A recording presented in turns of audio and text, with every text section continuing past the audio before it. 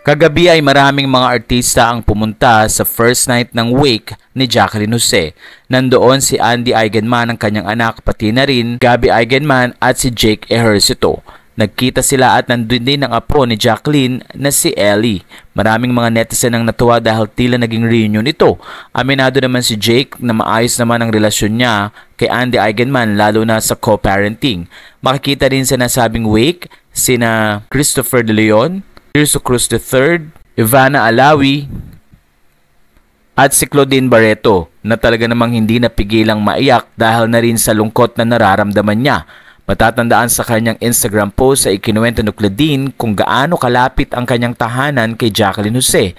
At dahil na rin malapit sila sa isa't isa, madalas ay dumadalaw ito sa kanilang bahay at minsan ganun din ang ginagawa ni Claudine na dumadalaw siya sa bahay ni Jacqueline. Doon ay pinagpe-prepare pa siya ng mainit na sabaw. Kaya naman ramdam na ramdam ni Claudine Barreto ang pagmamahal ni Jacqueline bilang isang ina. Pero lately ayon kay Claudine ay hindi siya nakakabisita kay Jacqueline, kaya naman tila ito ang kanyang pinagsisisihan. Sana daw ay nagkaroon pa siya ng maraming time na puntahan ang kanyang inainahan na si Jacqueline, na kung saan ay nakasama rin ni Claudine sa napakaraming proyekto sa ABS-CBN at ilang mga project na pelikula. At dahil din dito, nagpasalamat si Andy Eigenman kay Claudine sa pagpapakita ng pagmamahal sa kanyang ina. Nangako naman si Claudine na hindi niya pababayaan ang mga naiwan ni Jacqueline Jose tulad ni Andy Eigenman at ang isa pang anak ni Jacqueline.